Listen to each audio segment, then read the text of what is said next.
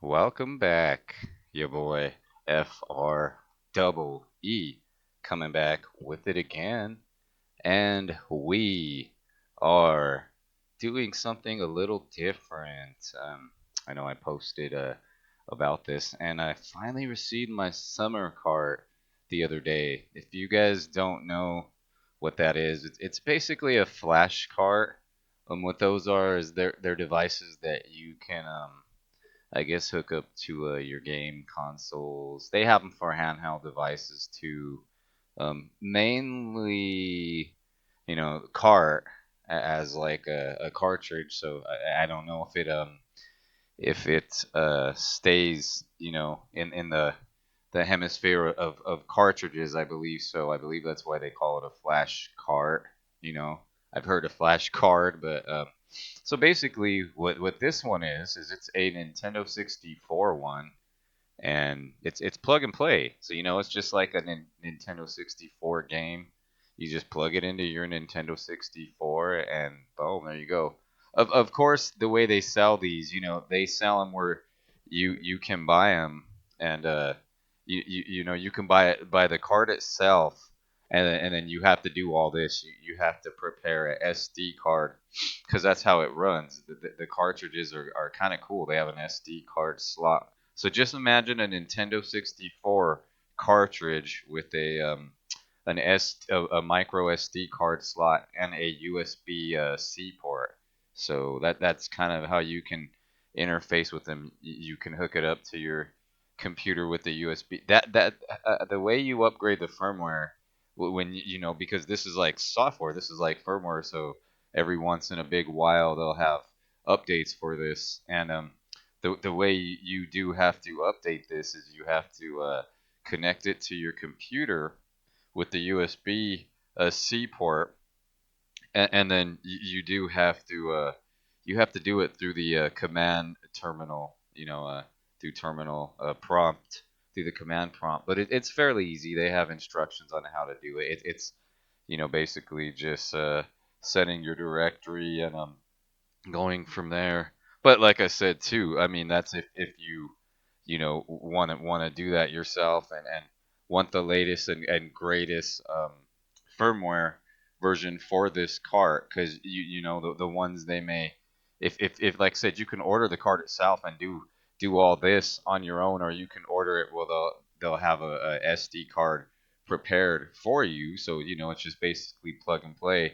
But a lot of times, that may not be the latest and greatest firmware, but it is, right off the back. And myself, when I got this, I did update it right away, and just because I like to make sure things like that are updated. But basically, yeah, it's just like a software firmware cart, that you can put, and they have these for other systems too. You can get stuff like this for Sega, for Super Nintendo, for even handhelds like Game Boy Advance and Nintendo DS, 3DS, even Switch.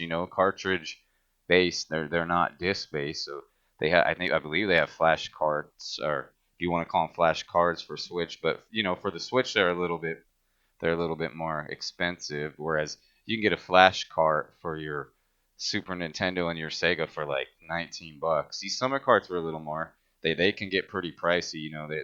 They were retailing, I think, at 90 bucks when they first came out, but now I think I see them hovering around 50, which is a lot better.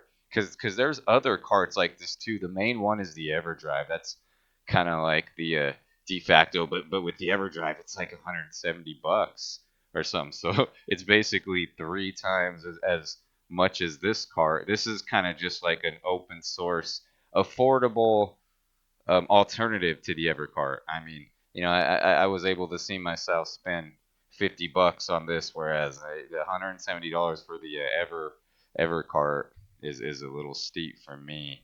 And basically, this offers pretty much the same functionality with a few things that it may have an edge over the Evercart on, and then that does have some stuff as well. But this is just basically your menu. You can see the tabs up there. We got files. Okay, if I press the right button, it gives me options. So there's a lot going on here. So let me see. Okay, history. Those are stuff I tried. You know, the Bomberman English, nice. The Super Mario patch didn't work. That's a Mario Builder. That's some things with these flashcards, because some of these homebrew they require what's called SD emulation, and it's kind of stupid. Like this one does. It's like Mario Maker, but it's Mario Builder for Nintendo 64. It's kind of cool, but I can't get it running on here for some reason. I think it's because you actually have to use the what do you call it? The the software emulator which does SD card emulation. So that's that. And then that's tabs up there. Then basically you could see all these categories in yellow on the left where they say directory. Those are your game directories. So once you get this summer cart, it has this menu, and it has the EU, JP, and US. Those are actually the regions for the Nintendo 64 games. And then DD is Nintendo 64 Double Disc. That was like an expansion for that they were trying to, like, kind of how they were trying to do with the Sony Nintendo. Remember, they were trying to make the like Super Nintendo CD when a Sega, I'm sorry, Sony and Nintendo hooked up, and then it didn't go through, and then that's when Sony made the PlayStation 1. Because that peripheral was actually, it might have been for the Super Nintendo or the Japanese Super Nintendo, Super Famicom. So that's kind of like what I'm not sure what EDGB is. I don't know. But EU, JP, and US are the regions of Nintendo 64 games. DD is like expansion. I'm not sure what EDGB is. GB is Game Boy. So yeah, they got Game Boy emulator on here, and GBC is Game Boy Color. NES, I'm sure you guys know what that is. Super Famicom, that's that's basically a Super Nintendo, but just a Japanese version. I'm surprised they don't have Famicom. They have NES, so. And then, like I said, the U.S., Japanese, and European are the regions for the Nintendo 60 games. And then you can see on the bottom there's different things with the menu. It tells you, fast scroll up and down, left, right. It's got a real time clock, and you have to, in order to update that and sync it, you got to hook it up to your computer with the USB, and then put a command in there. And then if you can see, it says start settings. So if I press start, there's quite a bit of settings here. You can really get into the details and things of what's going on here, which is kind of cool. And then even for games, so let's just go to a game, for example. All those are in yellow are translated ones. So that might be why they're in yellow, because they're not showing up officially, I believe, in databases. Then the white ones are official. So and this is USA. I believe they got all the games here, because it's 15 gigabytes on this SD card. And I would assume that the Nintendo 64 games are definitely taking up more space than the Super Nintendo, Nintendo, and all that. And yeah, and I bought this more for the homebrew, because if you want to do this with all the games, you can do this on a computer. And with your computer, you're gonna get the more processing power. You get the scaling of the resolution, to higher resolution scaling. On a Nintendo 64, you're kind of, you're stuck with your the kind of old school. I do got a little whatever it is, like Nintendo 64 to HDMI. I don't know how good that's gonna work.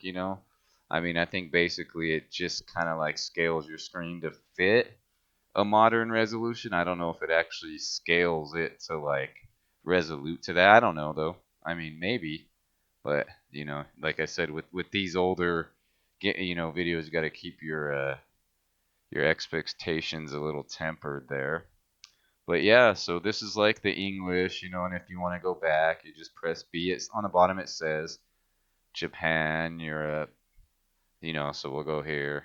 We'll go to like something fairly, Banjo Kazooie. And then when you click on it, this one doesn't have a description. It just tells you certain things. But some of them will have like even the artwork too.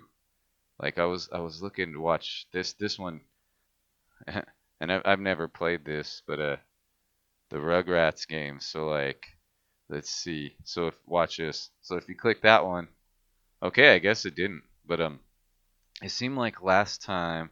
Okay, load and run ROM. So it seemed like there was some artwork last time. I don't know though. Maybe not.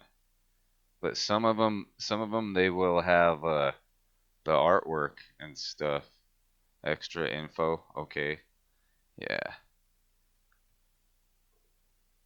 And you know that could have maybe possibly when I did the upgrade, maybe I did something where the artworks disappear. I don't know if it had artwork for all of them, but there would be some where it would show like the artwork there. But that's okay. That might be a setting, or maybe after a firmware update, there's something you got to do to get your thumbnails rolling.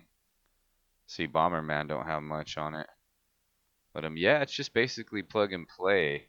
So if you want to play anyone, you just go there, hit the A button to load it, hit A button again, and you know, and just wait. Some of them might take longer than others. Some might not work. So let's see. And there you go.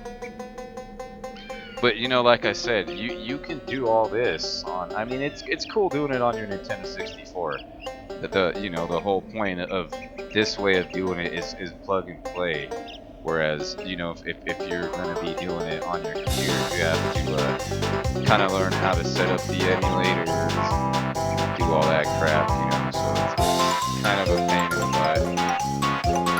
There you go. You just whatever. Wow, that's actually kind of loud. That old analog Nintendo 64 sound. Damn. And I even have my mic turned up too.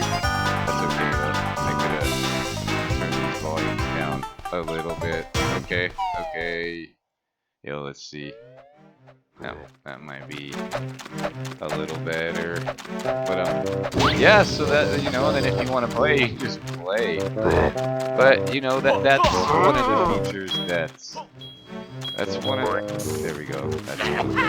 That's one of the features that's kind of a gray area. I mean, but with a lot of these old games, I'm sure nobody's gonna come knock on your door and say, "Hey, you're Summer Cart 64." And now, with new games, you want to watch doing stuff like this. And with new computer games, there's not really, like emulation or anything of the sorts like this yet. But yeah, the only thing that I wish there was, which okay, yeah, we're trying to get the volume perfect. The only thing I wish there was, like in RetroArch, the one I use for emulations, damn, this still seems loud for some reason. I don't know why. Okay, okay. Like with RetroArch, yeah, we gotta go down a little. Like with RetroArch, the one I use for emulation, there's a mode where you can like get back to the menu. Like you could just press a button combination and get back there. I don't know if this works. I don't think so though, because that I like to do that. So I think when you're in a game with this, if you want to play another game, you got to press the reset button or power off. But I know the saving, it works for saves. So when I don't know if there's like a computer like emulation, if you can make save points, there might be. But it does got a battery like cartridges, so save points are no problem. And then I think it saves to the SD card too. So you can back up your saves to your computer or whatever, and always have them good. So saving isn't really an option, you know. But I think too. I don't know. I'll have to read that. I know when you press the reset button, I think that creates a save too. So it'll just create like a save state of the game. So say you're in a certain level and you got to go somewhere and you haven't reached an official save point. I believe when you press the reset button, obviously it'll take you back to the menu, but I think it creates like automatically like creates save points or something. So we'll go ahead and see. So I haven't played this at all, so I'll press reset. Then it should just take me back to, and then I don't know. Let's see. See, I don't know if there's any way to. Oh, no, no. If there's History. Okay. Yeah, maybe not. But I know there's a category that says saves or something on there. And maybe it's not in this list, but I believe it does save your saves to the SD card. But yeah, I just wanted to do like a real quick one. I gotta go take my dog for a walk and stuff. But like I said, there's tons of options here. I mean, if you press start, you got all these settings to mess with. That was just start. If you press R, you got the options. And sometimes even per game, like, let's just go to whatever, like, we'll do banjo again, banjo toy, and then if you press A, you see the options here, and then R for advanced options. You can set like CIC, save type, TV type, so you can get kind of interesting on how you want to launch and load these, and some of that stuff too may be specific to certain games working. You might have to set the CIC type. I don't know about TV or save, but that could be. Sometimes I think those are mappers or something that have to do with way the game runs. I'm not positive though. But yeah. So that's that was the R button. Here's the Z button. More info about it. So but yeah, that's basically and then like I said, there's Super Nintendo, so you can go and see what they got in there. Okay, 60 hertz. So they got them in categories. Look, so folder 0 to E. So if you click there, look at that. Probably got the whole Super Nintendo set. I didn't see any Sega Genesis, but this is Nintendo. So there's Super Famicom, which is that's Europe and Japan games. Yeah. And then there was some games in Europe that never were released in America, and then there was a lot that were, they just had different names. So, but that's kind of cool to have that. Your Nintendo sets, there's hacks too with all the Nintendo sets. So I don't know how many. Like they don't have a lot of Nintendo. They have the whole Nintendo 64, but so there's the Super Famicom. Okay, yeah, Super Famicom are the like Japanese Super Nintendo. I'm surprised they don't have more of those. That's okay though. I mean, they just got a collection of and and you can put any games you want on here, which is kind of cool. If you want to put the whole damn, Nintendo, if like I said, depending on how big your SD card is. But yeah, that's about it. It's kind of cool. It's definitely more for the enthusiasts to say. I mean, but if you're somebody that wants to rock your old console hardware still and get it a lot out of it, these things are definitely kind of cool. I mean, like I said, if you understand the software side of things, um, you can if you understand the software side of things, you can do this. You can you could definitely do it. Do all this with emulators and whatnot. And you might have a little more things you could do with like when it comes down to the processing power of the computer compared to your Nintendo 64. But it's just cool to keep this old hardware going. And some people they don't want to play games on the computer. They want to use their I mean, and that's where it's came to. I love computer gaming, and that's the probably the ultra way to go to get the most games and whatnot. But some people want to use their computer for computing. They don't want to use it for game playing games. So they may want to go back to their Nintendo 64 they had and say, hey, I grew up with this machine and really nostalgic to me, and I still want to rock it. But yeah, this is something you can pick up. Like I said, I believe they're like $50 now, so definitely a little better than the easier on the wallet than the $90. But yeah, that's that. I'm gonna go ahead and bounce. Your boy FREE. I am out. So you guys have a good one, and I will talk to you soon. Peace.